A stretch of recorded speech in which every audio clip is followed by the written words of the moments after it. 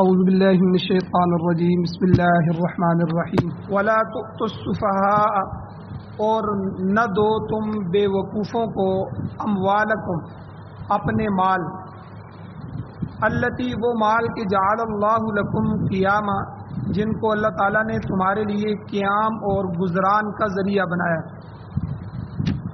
ورزقوہم فیہا ہاں ان میں سے ان کو کھلاتے رہو وقسوہم اور ان کو پہناتے رہو وقولوا لہم قولا معروفا اور ان سے کہو معقول بات اچھی طرح ان سے اچھی بات کہو۔ سورۃ النساء کی آیت نمبر 5 آپ کے سامنے تلاوت ہوئی ہے، آپ نے ترجمہ سنا۔ اس آیت کے درس کا ایک حصہ پہلے گزر چکا ہے، جس کا خلاصہ یہ ہے کہ اللہ تعالیٰ فرما رہے ہیں کہ تم اپنی زندگی میں اپنا مال اپنے بچوں کے نام نہ کر دو، یعنی اپنی زندگی میں اپنے مال کی تقسیم کر کے خود فارغ ہو کر بیٹھ جانا یہ نقصان کا باعث ہو، کیونکہ جب تک تم مالک ہو تو بچے اور عورتیں تمہاری کفالت میں ہیں، وہ تمہارے محتاج ہیں۔ اب اگر تم مال تقسیم کر کے خود ان پر بوجھ بن جاؤ گے، جب اپنا مال تقسیم کر دیا اب وہی مال پھر بچوں سے مانگ رہے ہو، مجھے ادھر دو، مجھے اتنا دو، تو اس لیے وراثت یا مال کی تقسیم زندگی میں کر دینا یہ پسندیدہ فعل نہیں۔ فقہاء کرام، محدثین اور علماء کرام فرماتے ہیں کہ اس قسم کی تقسیم انسان کے مرنے کے بعد ہی ہونی چاہیے، کیونکہ مرنے کے بعد وہ وراثت بن جاتی ہے، خود بخود ہی وہ اپنے بیٹوں کے حساب سے، بیٹیوں کے حساب سے، بیوہ کے حساب سے جس طرح بھی شریعت نے تقسیم کی ہے وہ خود بخود مال وراثت میں چلا جاتا ہے۔ اس لیے اپنی زندگی میں سارے مال کو تقسیم کر کے فارغ ہو کے نہیں بیٹھنا چاہیے۔ اور اللہ تعالیٰ نے عورتوں اور بچوں کو بے وقوف کہا ہے، کیونکہ عورتیں جو ہوتی ہیں وہ عقل کی کمی ہوتی ہے، ان میں فطرتاً کم عقل ہوتی ہیں، اور بچے نادان ہوتے ہیں۔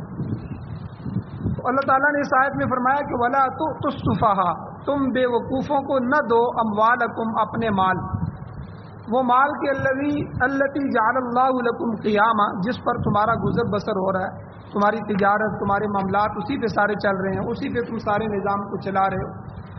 تو بہرحال جس مال کو اللہ نے تمہارے گزران کا ذریعہ بنایا ہے اس مال کو، چاہے وہ تمہیں جائز ذریعے سے پہنچا ہو، چاہے وراثت سے حصہ ملا ہو، چاہے تجارت سے تمہیں کمایا ہو، چاہے مزدوری کی ہو، تو تمہارے گزر اوقات کا انحصار اسی پر ہے، تو اسے بے وقوفوں کے سپرد کر کے ضائع نہ کرو۔ اور اس کی پوری تفصیل جو ہے پچھلے درس میں گزر چکی ہے۔ آج کے درس میں مال کا حسن اور مال کی قباحت، یہ دو چیزیں، مال کے اندر اللہ نے دونوں چیزیں رکھی۔ قرآن پاک کا جب ہم مطالعہ کرتے ہیں تو اس بات کا کثرت سے ہمیں تذکرہ ملتا ہے کہ اکثر مالدار الا ماشاء اللہ، جس کو اللہ اپنے دین کے لیے قبول کر لے، اکثر مالدار لوگ سرکشی کا راستہ اختیار کر لیتے ہیں، اللہ تعالیٰ کی نافرمانی کے مرتکب ہوتے ہیں اور لوگوں کے حقوق ادا نہیں کرتے، کیونکہ جب مال کی محبت بڑھنا شروع ہوتی ہے اور مال کی محبت حد سے بڑھ جاتی ہے پھر حلال اور حرام کی تمیز اٹھ جاتی ہے۔ پھر قرآن مجید کہتا ہے کہ انسان وَجَمَعَ فَأَوْعَى اس کا مصداق بن جاتا ہے، یعنی ہر وقت مال جمع کرنے کی فکر میں لگا ہوا ہے، اور پھر جب بہت سا مال جمع ہو جاتا ہے تو اس پر فخر کرنا شروع کر دیتا ہے۔ 30ویں سپارے میں اللہ فرماتے ہیں وَيْلٌ لِكُلِّ هُمَزَةٍ لُمَزَةٍ الَّذِي جَمَعَ مَالًا وَعَدَّدَهُ وہ لوگ کہ جو مال جمع کرتے ہیں وہ عددہ ہر وقت گنتے رہتے ہیں، کتنا ہو گیا ہے، کتنا ہو گیا ہے، بس اسی فکر میں لگے ہوئے۔ اور وہ یحسب انسان یہ گمان کرتا ہے کہ ان مالہ اخلدہ کہ اس کا مال اسے ہمیشہ باقی رکھے گا، مال سے اسے صحت ملی رہے گی، مال سے وہ سکون خریدتا رہے گا، مال سے اس کی جو ہے ہر ضرورت پوری ہوتی رہے گی، پھر اس پہ فخر کرتا ہے۔ اور جمع فاوعى مشرکین اور نافرمان لوگوں کے متعلق اللہ تعالیٰ قرآن میں فرماتے ہیں کہ جب ان کو پیغمبر دعوت دیتے تھے تو وہ کہتے تھے نحن اکثر اموالا و اولادا، ہمارے پاس تو بہت سارا مال ہے، یہ دیکھو ہمارے نوجوان بیٹے ہیں، ہمیں کس بات کی پرواہ ہے؟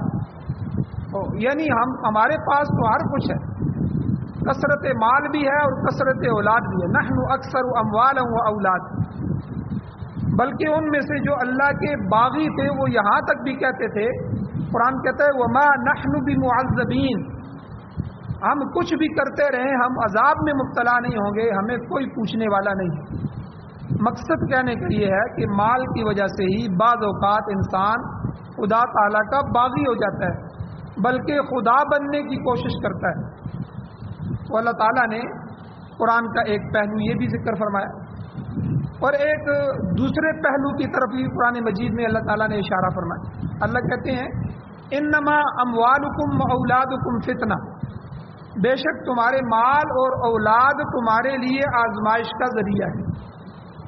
مال اور اولاد کے ذریعے انسان اللہ کا تقرب حاصل نہیں کر سکتا، کیونکہ اللہ کے تقرب کے لیے ایمان اور عمل صالح چاہیے، نیک عمل، اس کی ضرورت۔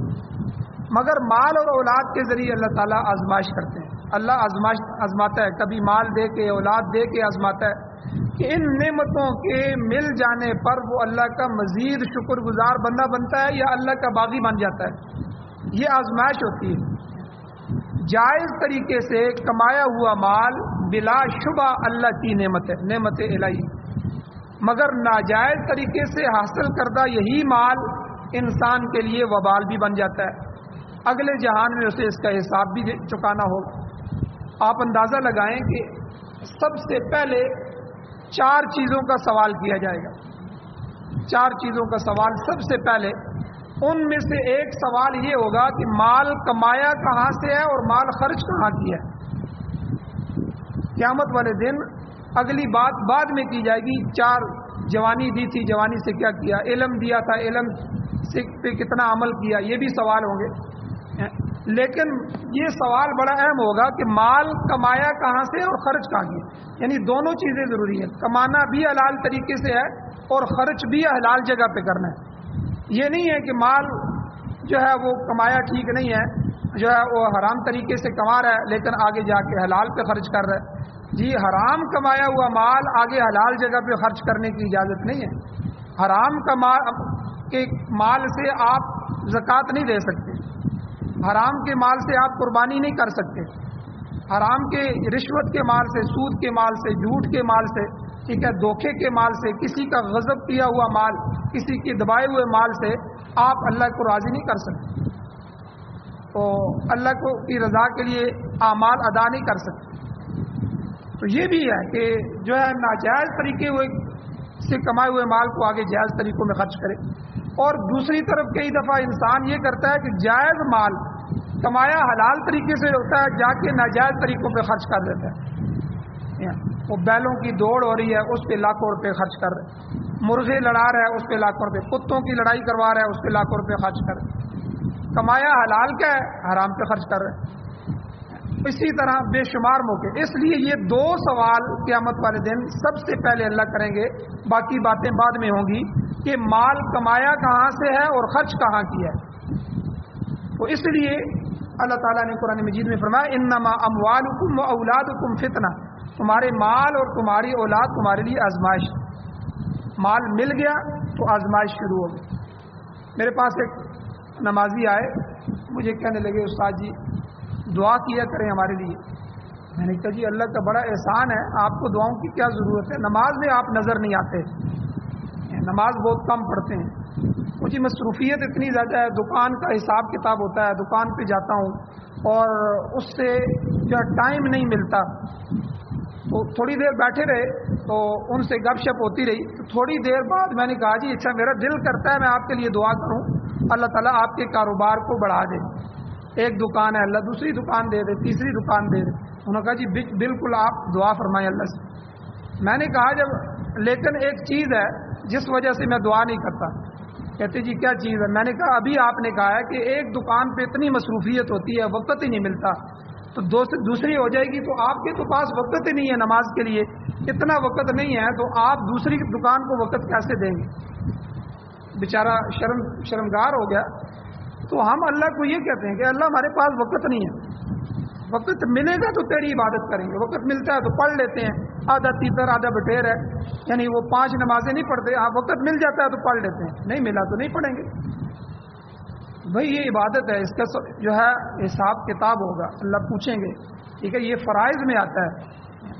تو اس لیے مال جو ہے، اس میں حضور علیہ الصلوۃ والسلام کے ارشاد مبارک بھی ہے، نعم المال للرجل الصالح، مال اچھی چیز نہیں ہے، لیکن نیک انسان کے لیے مال اچھا ہے۔ نیک وہی ہوگا جو اللہ تعالیٰ کی وحدانیت پر اور قیامت پر ایمان رکھے گا، اور اپنے مال میں سے سب سے پہلے اللہ کا حق ادا کرے۔ اللہ کا حق کیا ہے کہ جب زکوٰۃ کا موسم آیا، سال بعد حساب کر کے زکوٰۃ دی، اور جب فطرانے کا موقع آیا تو فطرانہ ادا کیا، جب قربانی کا موقع آیا تو یہ اللہ کا حق ہے، قربانی ادا کی۔ اسی طرح دوسرے مواقع آئے، ان مواقعوں پر مال کو خرچ کیا، تو یہ اچھا مال ہے۔ حضور نے خود فرمایا نعم المال للرجل الصالح، نیک آدمی کے لیے مال اچھی چیز ہے، اور برے آدمی کے لیے مال وہ مخلوق خدا سے بھی کھینچے گا۔ وہ ہمارے اردو میں ایک کہاوت ہے کہ اللہ گنجے کو ناخن نہ دے، یعنی گنجے کو اگر ناخن مل گئے تو اپنا گنجا بھی پھوڑ کے رکھ دے گا، دوسرے لوگوں کو بھی جو ہے وہ ناخن سے کاٹے گا۔ اور ایک کہاوت ہے، ایک واقعہ قصہ لکھا ہے کہ ایک نابینا تھا، وہ تالاب کے پاس بیٹھا ہوا تھا اور باقی لوگ تالاب کے اندر نہا رہے تھے۔ تو ایک بزرگ اللہ والے گزرے، تو انہوں نے کہا کہ اللہ تیری تقسیم عجیب ہے کہ کتنے لوگ نہا رہے ہیں، یہ نابینا ہے، اگر اس کی نظر بھی ہوتی تو یہ بھی نہ آتا۔ تو اللہ تعالیٰ نے ان کو الہام کیا کہ آپ دعا کریں اس کے لیے، انہوں نے دعا کی، اللہ نے اس کو نظر دے دی۔ اب جب نظر ملی تو اب وہ پانی میں اترا اور سب کو ڈبکیاں دینے لگا، ایک کو پکڑ کے ڈبا رہا ہے، دوسرے کو پکڑ کے ڈبا رہا ہے۔ انہوں نے کہا کہ اے اللہ واقعی تیری تقسیم بالکل ٹھیک ہے، جس کو تو نے نابینا رکھا ہے اس کو تو نے صحیح نابینا رکھا، جس کو تو نے آنکھیں دی ہیں اس کو تو نے دی، تیری حکمتیں تو ہی جانتا ہے، اور تیرا کوئی کام حکمت سے خالی نہیں ہے۔ اور اسی طرح گنجے کو کسی نے دیکھا تو اس کو ناخن ہے تو ناخن سے اپنے گنجے کو پھوڑ رہا ہے۔ تو اس لیے کہاوت بن گئی ہے کہ اللہ گنجے کو ناخن نہ دے، اللہ برے آدمی کو مال نہ دے، وہ اس سے برائی کرے گا، برائی خریدے گا، پورے محلے میں برائی کا سبب بنے گا۔ تو اس لیے اللہ تعالیٰ کا عطا کردہ مال اس کا حق ادا کیا جائے، پھر اس عطا کردہ مال میں سے مخلوق کا حق ادا کیا جائے، تو یہ مال اس کے لیے اچھا ساتھی ہے۔ مسلم شریف کی حدیث میں آتا ہے کہ حضور علیہ السلام نے فرمایا کہ مال اس شخص کے لیے اچھا ہے لمن ادا حق اللہ، جو اللہ تعالیٰ کا حق ادا کرتا ہے اور بندوں کا بھی حق ادا کرتا ہے۔ اگر ایسا نہیں ہے تو وہی مال انسان کی سرکشی اور اکڑ کا باعث بنتا ہے۔ حضرت ابو ذر غفاری رضی اللہ تعالیٰ عنہ کی حدیث میں آتا ہے کہ ان سے کسی نے پوچھا کہ بیت المال میں سے کچھ وظیفہ ہمیں ملتا ہے، کیا ہم وہ لے لیا کریں؟ تو کیونکہ جو سوال کرنے والا آدمی تھا اس کو یہ شبہ ہوا کہ بیت المال میں پوری حکومت کا مال آتا ہے، ہو سکتا ہے کہ حکومت نے کسی کا کے ساتھ زیادتی کی ہو، کسی کا حق جو ہے وہاں ایسا آ گیا ہو جو زیادتی کر کے حاصل کیا گیا ہو۔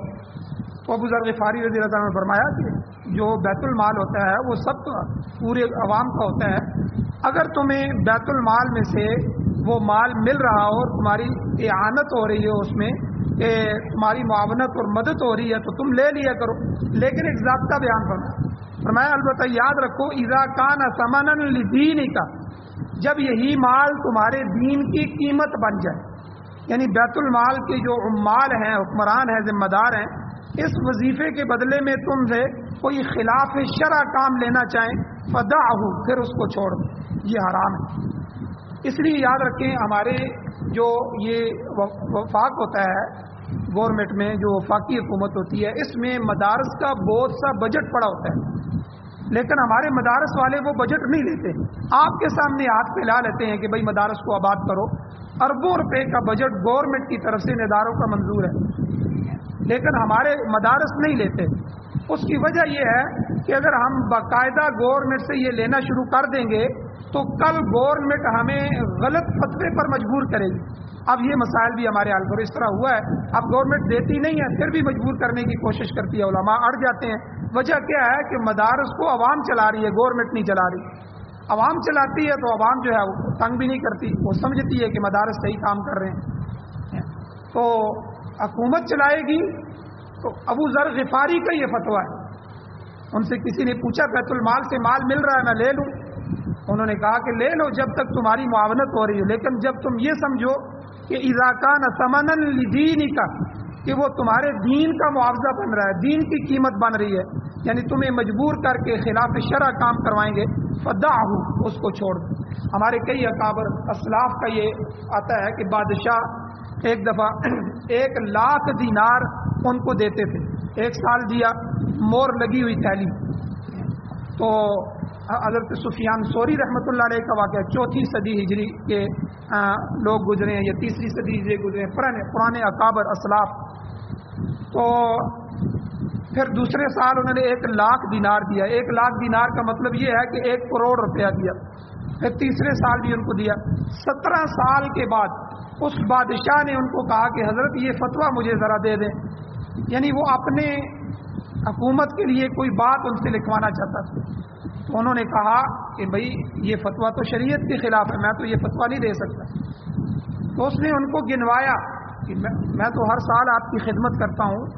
تو وہ 17 سال کی 17 مہر لگی ہوئی تھیلیاں انہوں نے 1-1 لاکھ دینار کی لا کر ان کے سامنے رکھ. انہوں نے کہا مجھے پتا تھا کہ ایک دن تم یہ بات کرو گے اور شریعت کے خلاف ہمیں استعمال کرو گے, یہ تمہارا مال میں نے استعمال ہی نہیں کیا.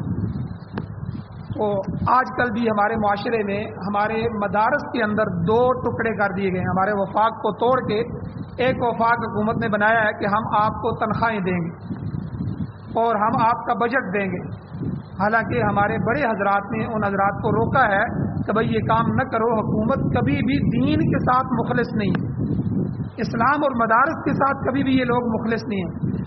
آج یہ تمہیں دیں گے, کل تم سے حساب لیں گے, پھر کبھی روک لیں گے, کبھی کہیں گے بجٹ منظور نہیں ہوا, کبھی کہیں گے یہ ہو گیا, کبھی کہیں گے وہ ہو گیا, اور کبھی تم سے مطالبات رکھیں گے.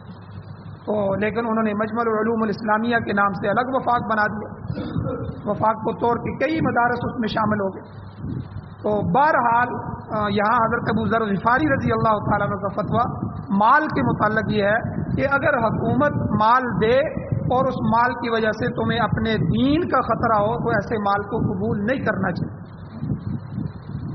اسی طرح یہاں اس آیت میں جو اللہ تعالیٰ نے مال کو کہا کہ ان عورتوں اور بچوں کے حوالے نہ کرو, کیونکہ یہ ابھی اس قابل نہیں ہے.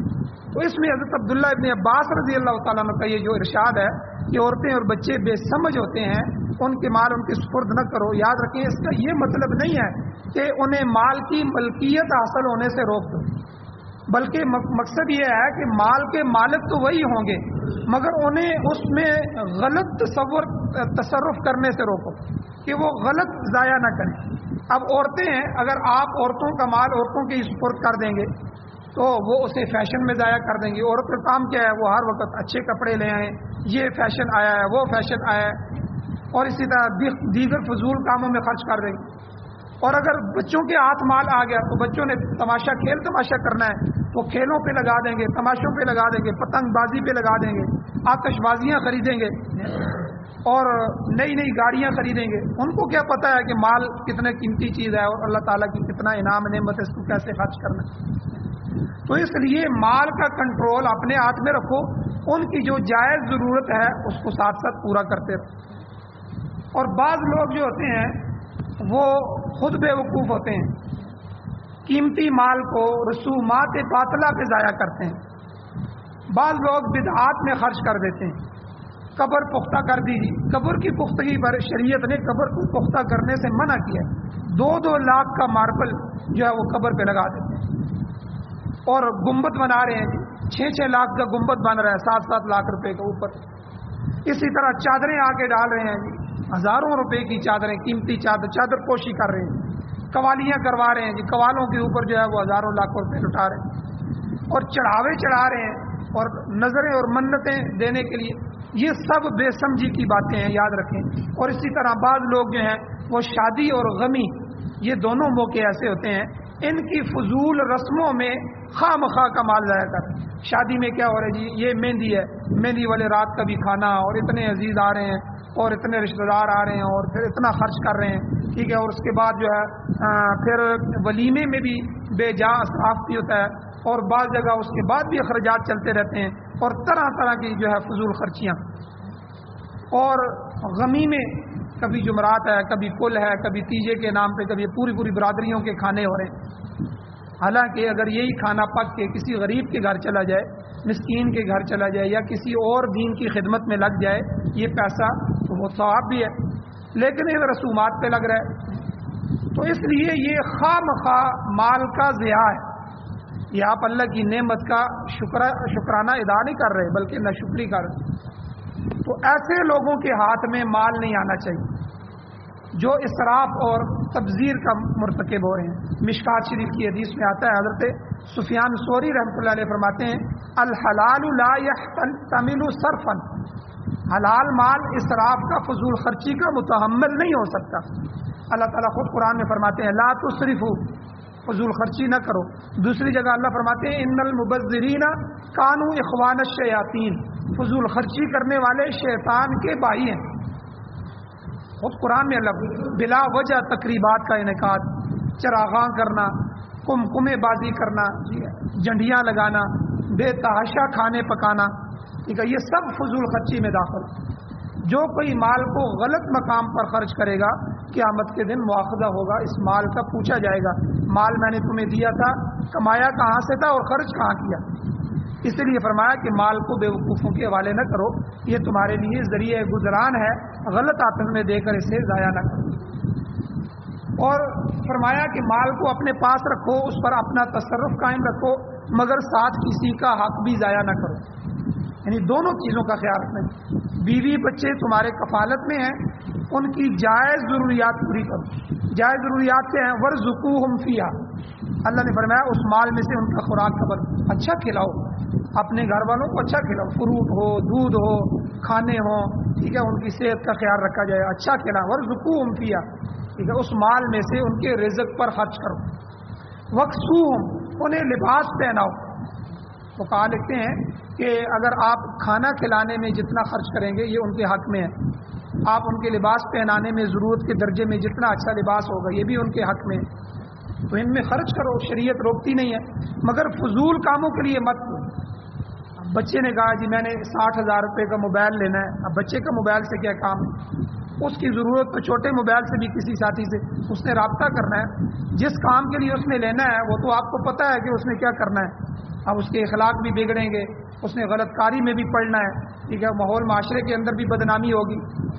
یہ سارے اس موبائل کے فتنے ہیں، لیکن ہم اگر دے رہے ہیں تو یہ فضول خرچی میں آ رہے ہیں. ورزقوہم فیہا وکسوہم، یہ دو چیزیں اللہ نے اس ضمن میں بیان فرمائی کہ ان کے مال میں سے، اپنے مال میں سے ان کے رزق پر بھی خرچ کر سکتے ہو، ان کے پہناوے پر بھی خرچ کر سکتے ہو. تو مسلم شریف کی روایت ہے، حضور علیہ السلام کی حدیث ہے، حضور نے فرمایا نہا عن اضاعت المال، کہ مال کے ضائع کرنے سے بچو، مال ضائع مت کرو، اس کی حفاظت کرو اور جائز امور پر خرچ کرو. اسی طرح امام شافعی رحمۃ اللہ علیہ انہوں نے حضرت ابو موسیٰ اشعری رضی اللہ تعالیٰ عنہ کی حدیث بیان فرمائی ہے. وہ فرماتے ہیں حضور نبی کریم صلی اللہ علیہ وسلم کا ارشاد ہے 3 قسم کے آدمی ایسے ہیں جن کی دعا قبول نہیں ہوتی، اللہ ان کی دعا بھی قبول نہیں کرتے. پہلا آدمی وہ ہے جس کی عورت بدکار ہے، اسے پتہ ہے کہ میری بیوی غلط کاموں میں لگی ہوئی، غلط لوگوں کے ساتھ اس کے رواسے میں، پھر بھی وہ نہ اسے برائی سے روکتا ہے نہ اپنے سے ارادہ کرتا ہے. یا تو اس کو باندھ کے رکھے، اس کو برائی سے روکے، اس پر نظر رکھے، اگر یہ نہیں کر سکتا تو طلاق دے، اسے فارغ کرے. ایسے شخص کو حدیث میں دیوس کہا گیا ہے. دیوس آدمی اپنے سامنے اپنی بیوی کے اعمال دیکھ، اللہ ایسے آدمی کی دعا قبول نہیں کرتا، اللہ کے ہاں یہ مبغوض آدمی ہے. تو اب ایسی عورت کو اپنے پاس نہ رکھے، اگر عورت تائب ہو جائے، توبہ کر لے تو ٹھیک ہے، ورنہ اسے طلاق دے، فارغ کرے. فرمایا جو ایسا نہیں کرتا وہ دیوس ہے، اس کی دعا مستجاب نہیں ہوتی. یہ پہلا شخص. اور حضور نے حدیث میں فرمایا دوسرا شخص جس کی دعا قبول نہیں ہوتی وہ ہے جو اپنا مال بے وقوف کے سپرد کر دیتا ہے، جو پھر اسے ضائع کر دیتا ہے. تو یہ شخص گناہگار ہوگا اور اس کی دعا بھی اللہ قبول نہیں کرتی۔ اللہ نے تمہیں سرپرست بنایا ہے تو تم غلط ہاتھوں میں کیوں مال دے؟ ان کی جو جائز ضرورت ہے اپنے ہاتھوں سے اس کو پورا کرو، اچھا خیال رکھو۔ اور فرمایا تیسرا آدمی وہ ہے جو قرض دیتا ہے مگر اس پر گواہ نہیں بناتا۔ آپ کسی کو قرض دیں تو اس سے فقہا نے یہ مسئلہ بھی لکھا ہے کہ آپ کوئی بھی معاملہ کریں اس پر گواہ بنائیں، کیونکہ اکثر جھگڑے بہن بھائیوں میں جاننے والوں میں اسی بات پہ ہوتے ہیں کہ بعد میں وہ آدمی نہ مکر جاتا ہے اور آدمی کو دکھ بھی ہوتا ہے، یار میں نے اتنا اعتماد کر کے دیا ہے، بھائی آپ اعتماد کیوں کرتے ہو؟ شریعت پر چلو نا۔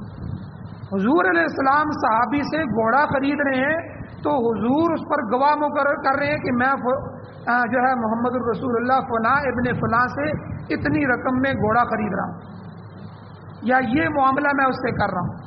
بھائی کیا حضور کو صحابہ پر اعتماد نہیں تھا، یا صحابہ کو حضور پہ اعتماد نہیں تھا؟ ان سے بڑی ہستیاں کون تھیں؟ لیکن شریعت سکھلائی جا رہی ہے کہ اپنے بھائیوں میں معاملہ کرو، اپنے رشتہ داروں میں معاملہ کرو، کوئی اعتماد نہیں۔ شریعت یہی کہتی ہے گواہ مقرر کرو، گواہوں کے اندر بات کرو تاکہ کل عدالت والا معاملہ ہی نہ ہو۔ جہاں جتنے معاملات عدالت میں چل رہے ہیں آپ دیکھ رہے ہیں کہ لکھا نہیں گیا، اعتماد کیا گیا، میں نے سالوں پر اعتماد کر لیا ہے، میں نے بھائیوں پر اعتماد کر لیا ہے، آج وہ یہ کر رہے ہیں، آج وہ نہ مکر گئے ہیں، بھئی آپ نے اس کو لکھا ہے۔ آج کل تو اسٹام ہے، آپ 2000 والا حکومتی اسٹام لیں، اس پہ اپنے معاملات کو لکھیں اور اس پر گواہ مقرر کریں۔ کل کا کیا پتہ ہوتا ہے، ہو سکتا ہے یہ آدمی جس سے آپ کے معاملات ہیں وہ یہ فوت ہو جائے، بعد میں اولاد کہے گی ہمیں تو کوئی پتہ نہیں ہے، ہمیں تو والد نے بھی بتایا تھا، آپ کا مال ضائع ہو جائے۔ تو اس لیے تیسرا آدمی حضور علیہ الصلوۃ والسلام نے فرمایا کہ جو آدمی قرض دیتا ہے مگر اس پر گواہ نہیں بناتا، اس کوتاہی کی وجہ سے کیا ہوگا؟ جھگڑے پیدا ہوں گے، جن کی نوبت کئی دفعہ قتل و غارت تک بھی چلی جاتی ہے اور مقدمات بھی چلے جاتے ہیں، ایک دوسرے کو لوگ سخت پریشان کرتے ہیں، بدنام کرتے ہیں۔ وہ اس کی جڑ ہی میں پکڑی جائے نا، شروع ابتدا سے ہی روک دیا کہ آپ جو بھی معاملہ کرو اس میں گواہ مقرر کرو۔ تو فرمایا ایسے شخص کی دعا بھی اللہ قبول نہیں کرتے جو اس میں کوتاہی کرتے ہیں۔ تو بہرحال آخر میں اللہ تعالیٰ نے فرمایا ہے وَقُولُوا لَهُمْ قَوْلًا مَّعْرُوفًا کہ عورتوں اور بچوں کو کھلاؤ پہناؤ، ان کی ضروریات زندگی پوری کرو، انہیں تنگ نہ کرو، ضرورت کے مطابق خرچہ بھی ادا کرو، مگر مال ان کے تصرف میں نہ دو، وہ ضائع کر دیں گے۔ ہاں وَقُولُوا لَهُمْ قَوْلًا مَّعْرُوفًا، دستور کے مطابق اچھی بات کرو، ان کو سمجھا دو کہ یہ مال تمہارا ہی ہے مگر ہم اس کی حفاظت کریں گے، اسے ضیاع سے بچائیں گے، تجارت میں لگا دو، ان کا منافع حاصل کرو اور ان کے منافع سے ان کو فائدہ پہنچاؤ۔ تو اگر وہ کھیل تماشے کے لیے مال مانگے ضائع کرنے کے لیے تو جو ہے ان کو مال نہ دو۔ تو اللہ تعالیٰ نے یہ تعلیم دی ہے۔ تو بہرحال اگلی آیت کے اندر یتیموں کے بارے میں اللہ تعالیٰ وضاحت فرما رہے ہیں۔ یہ تو ہمارے اپنے بیوی بچوں کے بارے میں حکم دیا، آگے یتیموں کو کہ ان کا والد فوت ہو گیا، وہ بچے تھے اور چچا یا ماموں یا بڑا بھائی یا کوئی بھی ان کی پرورش کرنے لگا ہے، تو اب ان کا مال ان کے حوالے کس عمر میں کرنا ہے، اس کے احکامات کی تفصیل جو ہے وہ اگلی آیت میں اللہ تعالیٰ نے بیان فرمائی ہے۔ اللہ تعالیٰ سے دعا ہے اللہ ہمیں عمل کی توفیق عطا فرمائے۔ آمین۔ الحمدللہ رب العالمین والعاقبۃ للمتقین والصلاۃ والسلام علی رسولہ النبی الامی الکریم۔ یا اللہ ہماری کمیوں کو تہیوں کو معاف فرمائیے، درگزر فرمائیے، صغیرہ کبیرہ گناہوں کو معاف فرمائیے۔ یا اللہ جتنے بھی احکامات قرآن مجید میں ہیں یا اللہ اس پر عمل کرنے کی توفیق عطا فرمائے، قرآن و سنت کو سننے سمجھنے عمل کرنے اس کی اشاعت کرنے کی توفیق عطا فرمائے، سعادت والی زندگی شہادت والی موت نصیب فرمائے۔ یا اللہ اس ملک پاکستان اور سمیت پوری دنیا میں قرآن و سنت کی بہاریں نصیب فرمائے، قرآن و سنت اور امارت اسلامیہ شریعہ خلافت راشدہ کا قیام نصیب فرمائے۔ یا اللہ جو بیمار ہیں ان کو شفا عطا فرمائے، جو پریشان ہیں ان کی پریشانیوں کو دور فرمائے۔ یا اللہ جو ایمان کی حالت سے اس دنیا سے جا چکے ہیں یا اللہ ہم سب کی بخشش فرمائے۔ صلی اللہ تعالیٰ علی خیر خلقہ محمد وآلہ وصحبہ اجمعین برحمتک یا